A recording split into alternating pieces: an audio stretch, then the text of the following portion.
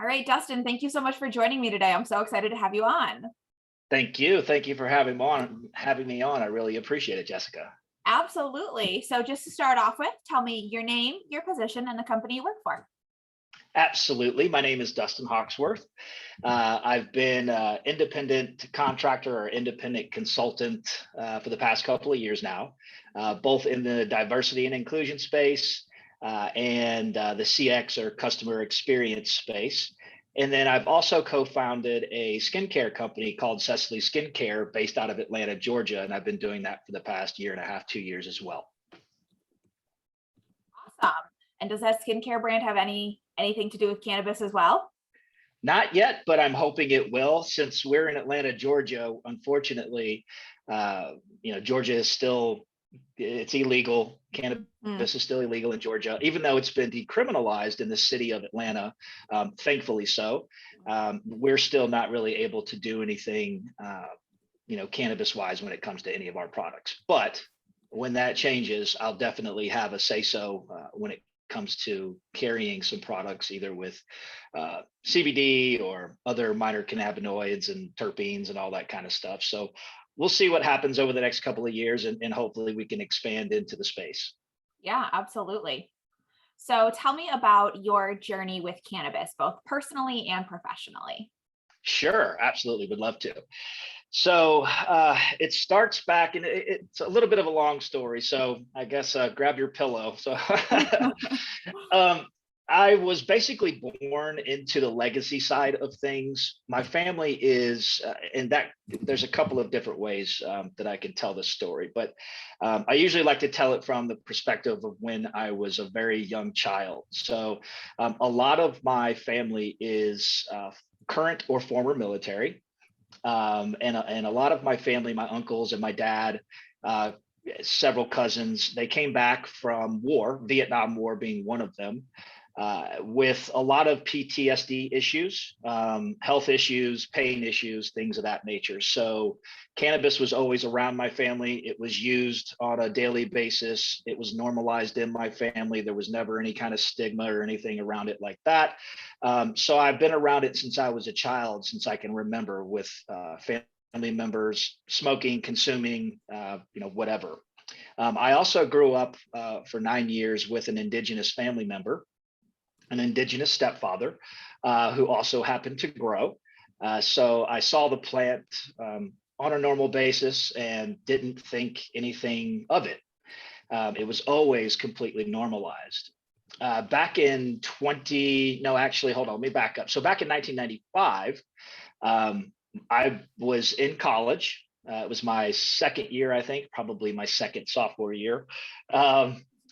I started to realize that, my connection to the cannabis, or to the plant, to the cannabis industry, the legacy industry, needed to go a little further. And so I began my own journey on the legacy side and started running pounds from Atlanta, Georgia to Georgia Southern University, and began supplying, any way that I could. Now, back in the day, and a lot of people will be able to, kind of like connect with this, the cannabis that we had back in the day. First of all, it was weed. Let's just call it what it was back in the day. It was weed. It wasn't cannabis, and it was in brick form. It came in bricks, and it was disgusting. And it had seeds and stems, and it didn't smell great, and the quality was garbage, to be honest with you. And I think, especially back in 1995, we were lucky to get mids.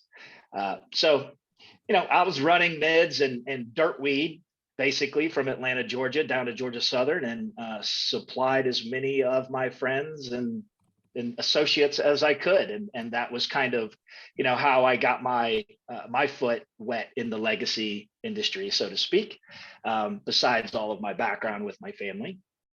And then in 2016, 2017, I invested in, advised for, and user tested a cannabis-based app called Healing Buds.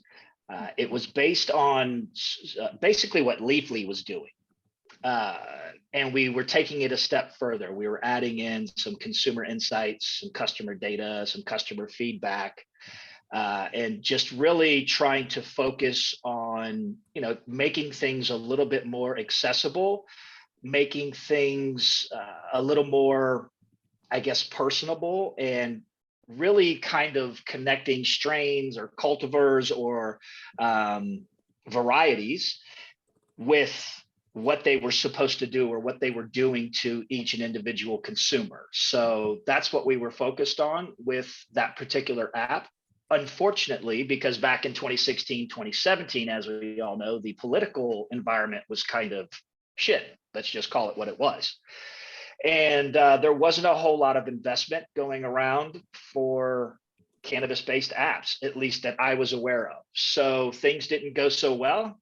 And unfortunately, the app didn't go anywhere. I still have, pictures, photos, links, and all that kind of stuff to it. So, I kind of hold that close, but at the same time, I had to let it go and, move forward with my career. Mm-hmm. So as somebody who has grown up with cannabis, who's always been very accustomed to its medicinal benefits, what was your experience when you started using it? Did you use it medicinally or did you use it recreationally? No, it was definitely recreational. I think my exposure to it as a kid, especially, I also have an older brother. He's 6 years older than me. So by the time I was 9 years old, I was, seeing it on a regular basis, smelling it on a regular basis, probably being around it more than I should have been. But my experiences with it were definitely strictly recreational. But as we all know, whether or not you're focused on the recreational side of it or the medicinal side of it, you're still going to get the medicinal side of it regardless. So it's medicine, whether or not you realize it or not, or whether you're just smoking or consuming for recreational purposes, you still get the medical benefits. Yeah, absolutely. So you have been around it for quite some time, and it's something that seems like it's kind of come and gone out of your professional life. Would that be accurate to say? Yeah, definitely in my professional life, it's come and gone, but it's always been in my life on a daily basis, on a personal, for personal use. Since 1995, I've been a daily user, Mm-hmm. daily consumer. Absolutely. So now as you are coming back into the industry, you're at MJ BizCon right now, which is like the pinnacle of the industry. Yeah, it's been cool. I've been really enjoying it, and to come from the legacy side and only knowing the illegal side of cannabis, going from that to walking into a show like this is sort of mind blowing, and seeing how everything really operates and how real the industry truly is. It's been a pleasure, but it's also been sort of mind blowing. Yeah, it's got to be worlds away from what your 17, 18-year-old self ever thought it could be. Never thought it would be like this, but it always hoped that it would be. And I always hoped that I would have a chance to really enjoy myself in the industry, that it would be an industry and that something that I could participate in. Man, now here we are. Yes, we are. Happy to be here, as a matter of fact. Now it's been sort of a ride over the past, I'd say, 6 months or so. I came out on LinkedIn and kind of came out of the closet, so to speak, I guess, when it comes to my consuming, my using, my love for the plant, my knowledge of the plant. It's been a crazy, weird ride, and it's been good so far, and met a ton of people, a lot of connections on LinkedIn, and it's been something that I've really been fascinated by and energized by, for sure. Yeah, absolutely. So comparing where you started to where you are now, if you had to pick one thing that was super exciting to you, what would that be? That's a good question. I think really the connections and seeing how many different people actually do consume, that aren't scared to tell everybody they consume. Seeing all the different types of products, whether it be actual flower or oils or ancillary products and services. It's been an amazing thing to see overall, just to kind of experience what a real industry is based around cannabis. So it's really, it's not just one thing. I think the entire thing in itself and seeing all the different diverse people, women and people of color and indigenous folks really getting involved. And it's been an excellent thing to be a part of. And it really reminds me that cannabis culture is a real thing. And it's something I've always been a part of. And to see it in full action, full blown, making billions and billions of dollars here in the US, it's a super cool thing to be a part of. Yeah, absolutely. But I imagine coming from the legacy industry, you also see some things right now that aren't as savory or you're not a fan of. So what would some of those be? Yeah, for sure. And there's quite a bit. Leadership in these big corporate cannabis companies is one. A lot of these people are unfairly, use power and influence to control the industry that they were never really a part of to begin with. They're making decisions for a lot of people, especially people, like myself, that, they have no business making these decisions, to be honest with you, in my personal opinion. And that's, not actually shared amongst everyone in the industry. And I completely understand that. But many of these folks never came from a place of supporting the plant to begin with, and yet they run these huge cannabis companies. I think it's a little bit ridiculous. I also think hiring practices need to be improved within the industry. I won't name names, but I've gone through months of interviews at this point, only to be told at the 11th hour that the recs and the pay have completely changed. And I've been the only one that have made it through some of these processes and had nothing but incredible positive feedback. And yet these companies, sometimes don't even bother to contact me directly. I'm like, what are you scared of? Show a little bit of respect to the people that, kind of helped the industry get where it is. We wouldn't have the industry without some legacy folks. So, it's kind of a respect thing for me. And I think the culture around the plant and legacy culture overall is about respect for our farmers, respect for our hippie culture, just respect for the people that came up in cannabis and made this industry actually exist to begin with. So, that kind of stuff is can be a little bothersome. I also think, and more talking about, I guess, on the consumer side, I also think the customer experience needs to improve tremendously, especially maybe inside of dispensaries. Also, interstate commerce needs to be allowed. I'm kind of, tired of, not being able to have access to, excellent cannabis from state to state. Barriers to enter the industry need to be removed. So someone like me who comes from a legacy side can use my knowledge, my creativity to create a brand or help create a brand, and by the way, if anyone out there wants to work with me, please reach out. I have some tremendous ideas and I would love to work with some folks, on building a brand. And lastly, I think, and something that's probably one of the most important things that we touch on when it comes to this industry and things that I don't like to see or things that I think need to change. Every single person in jail for possession needs to be released, given compensation, have a written formal apology, job training, expunge records, and then help them or help us enter into the industry if they want. Yeah, absolutely. I'm glad you touched on that because I think it really also circles back to what you said about respect in the legacy industry and respecting the people who have paid a price for us to be able to do this legally. 100%. Yeah, absolutely. It's probably the greatest travesty in our industry right now is the amount of people still sitting in jail. Yeah, it's sort of disgusting to see a bunch of Chad and Thads making money while, we have tons of Black and brown folks in our jails, sitting there rotting for possession or, whatever. It's kind of ridiculous and disgusting. Yeah, cannabis is not exempt from the problem of seeing people, like you said, coming from positions of money and power who tend to be white men, usurping the line and taking over these companies when they don't care about the plant. 100%. Totally agree. Couldn't agree more.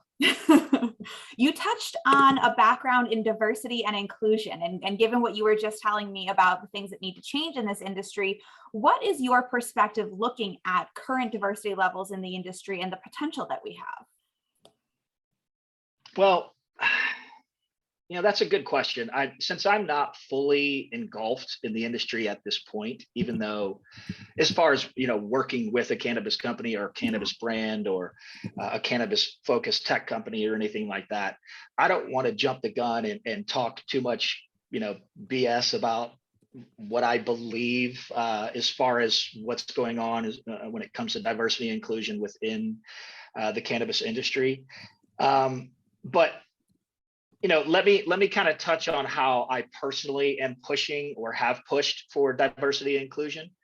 And this is kind of an easy one for me because I come from, a pretty diverse background, the way I grew up, my diverse nature of my family and my friends. I naturally kind of fell into consulting with some very large corporations on the importance of D&I. And what it can do for their business. I've actually presented D&I workshops in person to CEOs and executive teams, and felt as though that it was some of the most important work I've ever done. I get pretty tired of working for and talking to people and watching the world burn, under the fake leadership of a bunch of, like you said, old white guys who care about nothing other than their bank accounts. So I'm not completely sure, and I'm not completely qualified to really speak on, as far as the cannabis industry as a whole, and where it stands currently on the D&I aspect. But I do believe that there needs to be a lot more done, or a lot more in the forefront. And I know that there are some people that are really doing an excellent job with this. I wish I could give you names right off the top of my head, but I cannot. I know that Brendan, I cannot remember his last name. He's out of New Jersey. Gosh, I wish I could remember his name. But anyway, there are some really big time players that are doing some excellent work when it comes to D&I in the cannabis industry, which is a fantastic thing. And I hope it just continues. But otherwise, I think overall, no matter if it's the cannabis industry or any other industry for that matter, diversity and inclusion matters. Diversity, inclusion, equity, and belonging matters even more. And hopefully, as we continue to grow as a country and kind of, I don't want to say get rid of some of the older generations, but as some of the older generations kind of move on from leadership positions, that we can at least gain the ability to continue to grow the D&I aspect of every single industry that we have in this country. Absolutely. And I definitely appreciate you saying, hey, I don't exactly know enough about this, but here's what I know personally. I think that's an important caveat to make. And I definitely appreciate you saying that. Yeah, absolutely. And there are companies that, so for instance, Dutchie, as we know, they are one of the larger tech companies at this point in the cannabis space, $3.4 billion valuation, which is pretty amazing. From what I've seen and the connections that I have at Dutchie, they are pretty focused on the D&I aspect. I do have LGBTQ plus community members that I'm connected to, in that work for Dutchie, which makes me happy to know. And I've been able to talk to several people at Dutchie that talk about D&I and how important it is and stuff like that. So I know that it is an important topic that is being discussed and is being focused on. And I do hope that it continues that way. So even though I don't have really personal large amounts of experience within the cannabis industry, D&I personally, I do know that there is a lot of good going on in the industry when it comes to D&I, but hopefully things will continue to grow and continue to get better, and we will continue to focus on that.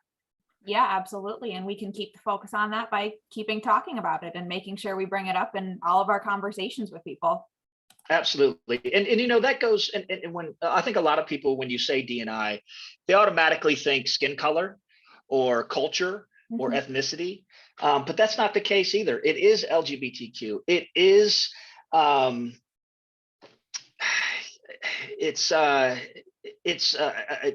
want to help to kind of create a difference in thought. So it's a diversity and inclusion of thought, a diversity and inclusion of background.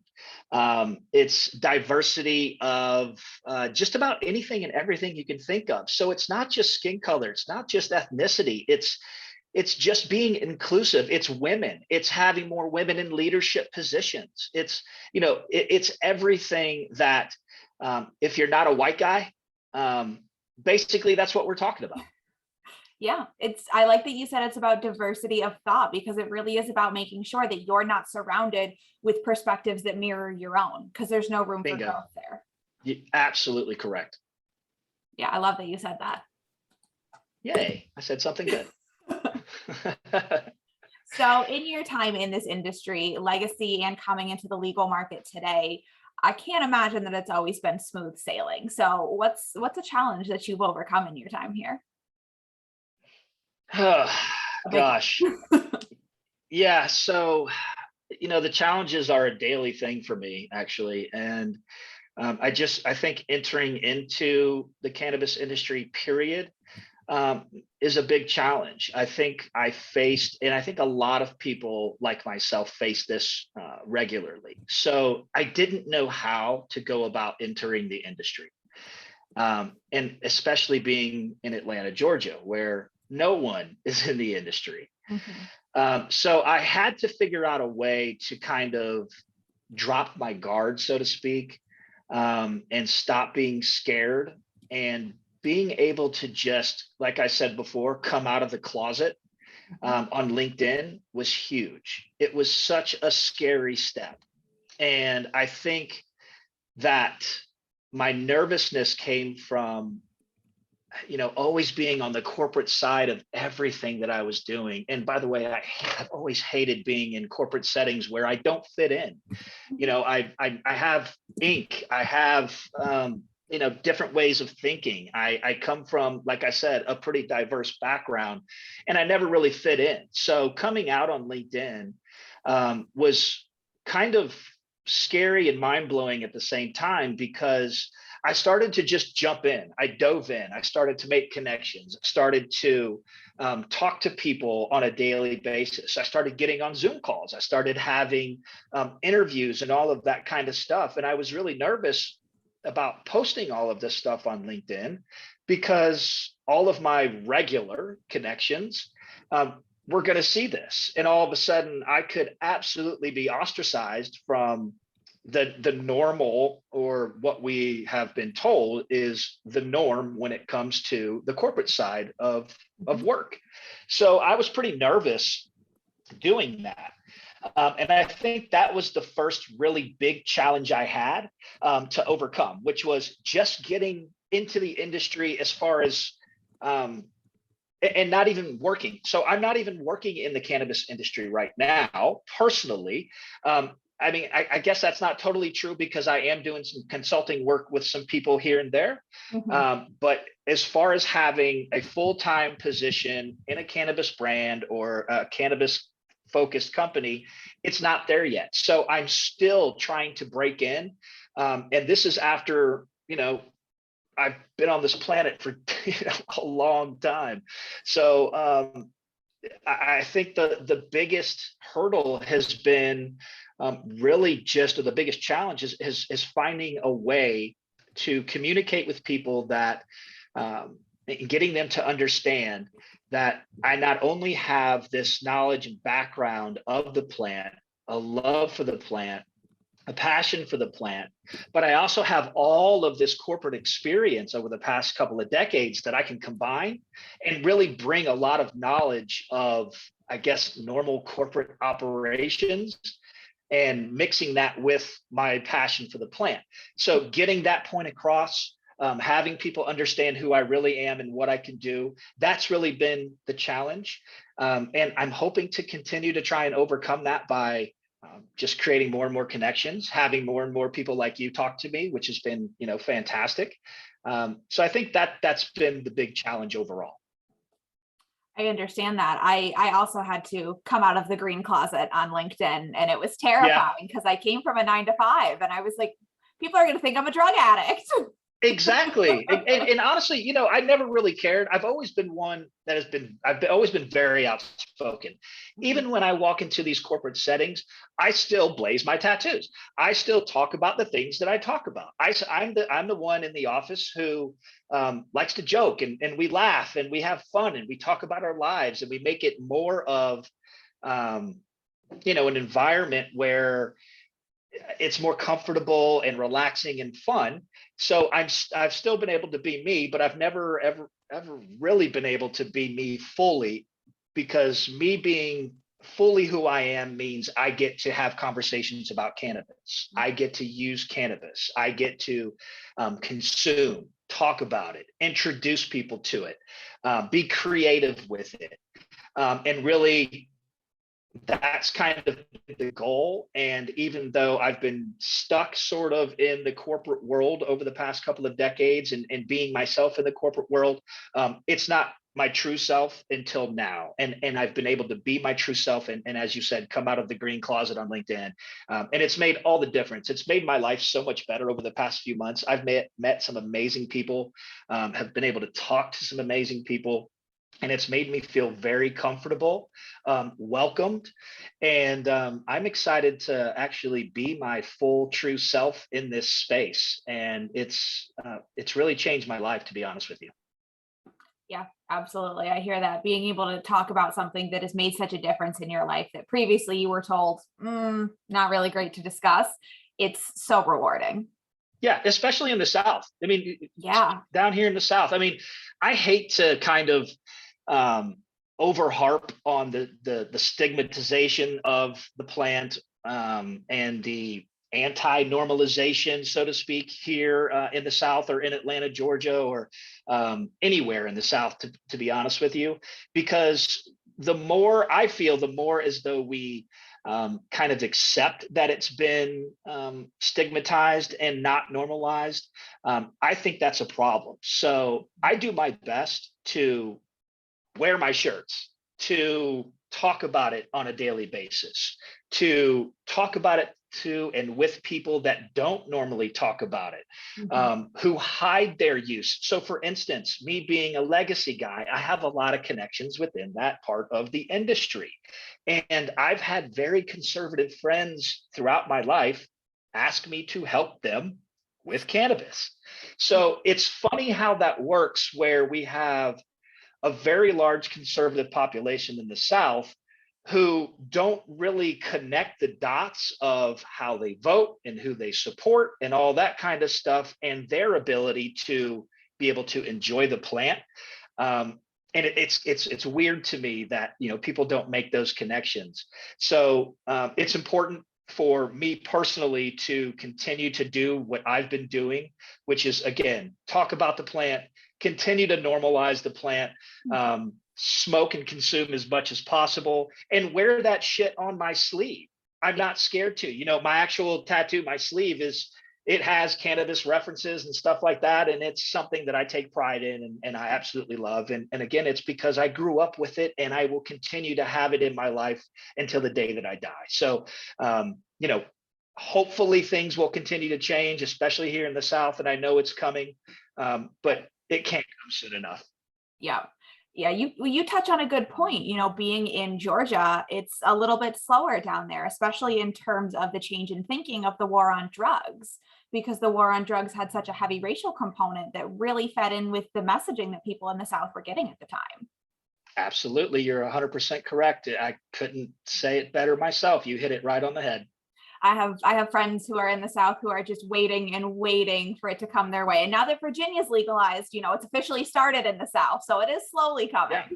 Yeah, and Alabama is doing some legalization as well. I think it's on the medical side, I believe. I'm not totally sure what Alabama looks like at this point. And then Georgia just gave out, and I kind of, not too happy about the process that went on here in Georgia. And they gave out 6 medical licenses, and it's very, very limited. And some people that got those licenses do not deserve those, and should have no place in cannabis. They should sit back, they should accept, and they should, just let people that really know this plant and have been a part of this culture for a long time, have the industry, to be honest with you.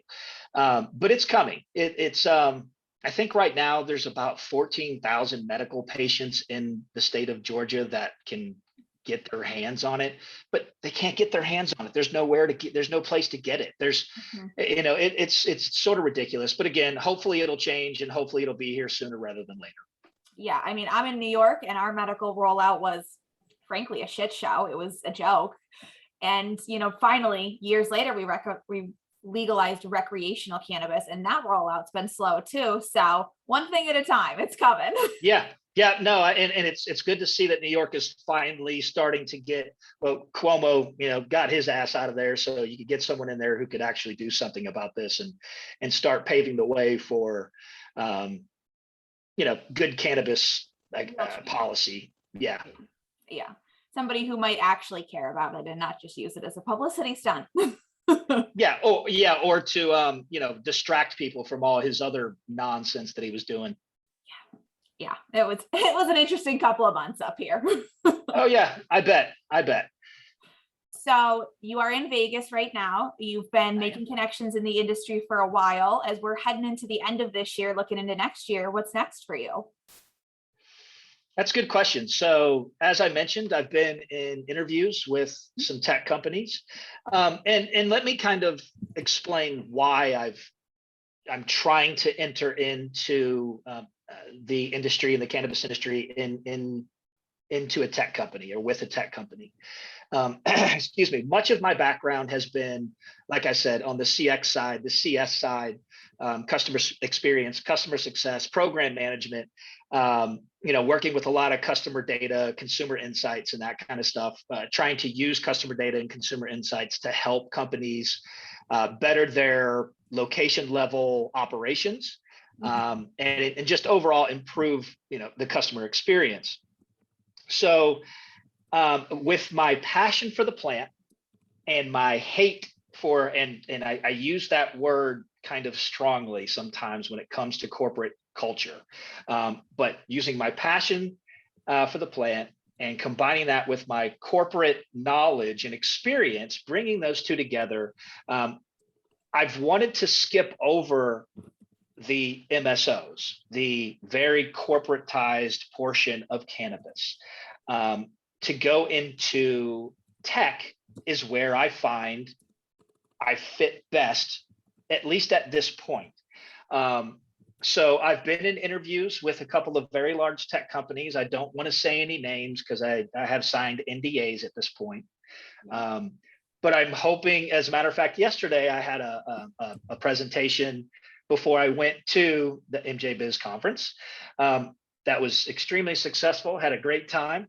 And then afterwards, when I headed over to the conference, I was there and able to talk with and schmooze with some of the people that I could possibly be working with and working for. So that was a really cool thing. So what I see happening for me over the next, I would say 6 months or so, is that I'm actually able to step into a cannabis tech company and help out any way I can.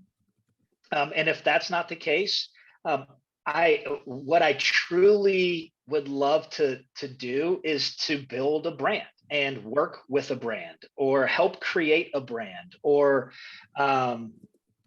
bring my knowledge, passion, and experience to a brand and really move it forward any way that I can. And then just continue to make connections and continue to be a voice for good within the industry. And, hopefully people take me seriously. And that's kind of where I see myself going with it over the next several months. Absolutely. I think you got to take anybody who is in the legacy industry seriously. I mean, you assumed all of the risk for a plant that, couldn't really do much back then. It was. Oh yeah, absolutely. Yeah. And it's, I'll tell you what, it's nerve wracking running pounds from a city to a city, to be honest with you, for years. It's nerve-wracking to hide. It's nerve-wracking to, be scared of cops. It's nerve-wracking to be nervous about being robbed. And that was something that I did experience. So I've been through a lot of stuff when it comes to the plant, and I think I've put my time in, and I really want to, dive into the legal side and, hopefully be able to just further my career on the legal side and not have to worry about that legacy shit going forward. Well, thank you so much for your time. This has been phenomenal to get to talk to you. I have one more question for you.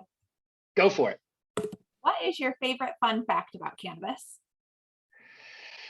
My favorite fun fact about cannabis. Where to start? There's so many. We as humans have been consuming cannabis forever. And I think something that's really cool to know that most people don't understand is that from the 1600s throughout the 1800s in the United States, you could be thrown in jail for not growing cannabis. You were required to grow cannabis in this country in the 1600s through the 1800s.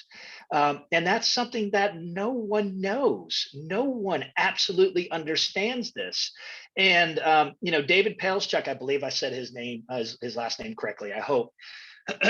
In his book Branding Bud, he talks about this, and it blew my mind because I was like, oh wow, I didn't know anybody actually knew this. This is fantastic. So I think that's probably one of the biggest things about cannabis that I find absolutely fascinating, that if you didn't grow cannabis in this country back in the 1600s through 1800s, you could be thrown in jail. And then all of a sudden it turned to, if you're growing cannabis, you're going to jail. So it's really weird how our country did a full, 180 on cannabis, and how it's really kind of ruined a lot of lives and really helped to ruin the environment. And it's been controlled through a bunch of lies and BS and racist nonsense.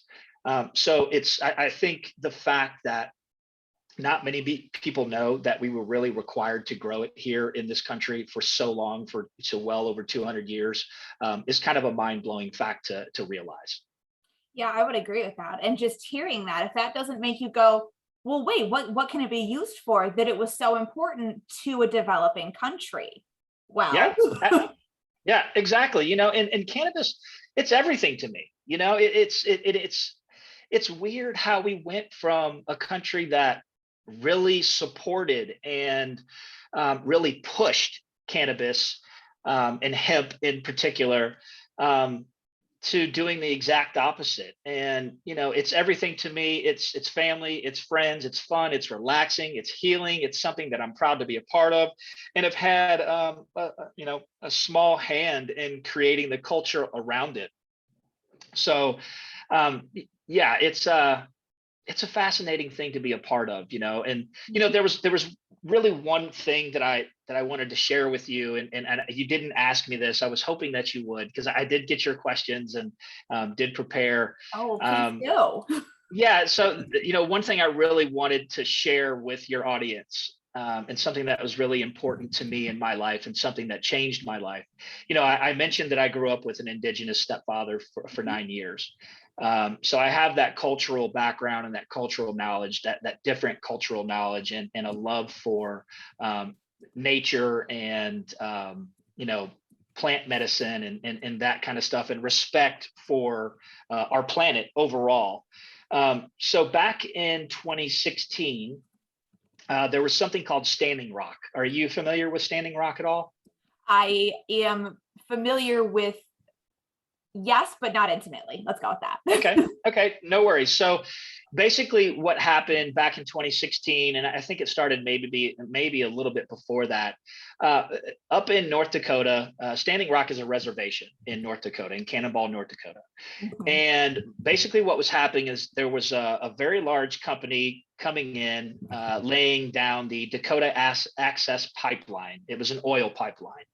And with them, along with politicians, they decided to steal, desecrate, and destroy indigenous lands. And for some reason, it hit home with me so heavily that I decided to do something about it. And what I did was create a fundraiser. And I did this with my best friend. His name is Chris Birdsong. Hopefully he doesn't mind me using his name. He is one of the top filmmakers in the world. And I have talked about him on LinkedIn before. He and I, through a fundraiser and a donation drive over a 2-day period, we raised over about $4,000. And we raised, we collected truck and trailer full of supplies, tents, sleeping bags, axes, wood, gasoline, water, anything and everything that you could think of, clothes, food, shoes, whatever we could get. And we then drove all of that up from Atlanta, Georgia to Cannonball, North Dakota to Standing Rock Reservation, where we proceeded to spend a week, and we helped fight against the corporate takeover of indigenous lands, and the political takeover of indigenous lands, and the stealing of their lands, and the desecrating and destroying of their lands. And it was something that made me a better person. It made me more connected to not only myself, but to the environment.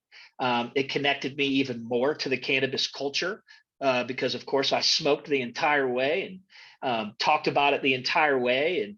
And it was something that was such a big thing in my life, and it really helped push me even more towards the cannabis industry as well. So that was something that I really wanted to share with you, and kind of, get that out there. And something that I'm really, really proud of. So definitely thank you for letting me share that. Absolutely. And I appreciate you sharing that. I think you bring up an important point, because a lot of times when we talk about the racist history of cannabis, we talk about it in terms of Black and Brown communities, but we can't talk about racist revisions of history in this country without talking about the genocide of Native Americans. And to see 100%. To see that the takeover of their land is still happening today, is still moving forward, is still something that our government is doing, is something we can't ignore. Yeah, it's disgusting. It pisses me off. It makes me want to punch politicians, to be honest with you. I don't condone violence ever, but it's something that is so beyond frustrating. I don't understand why it's still going on, other than we still have just the old generation running everything, making decisions based on money alone. And it's ridiculous, and it's time to end. It's time to end this nonsense.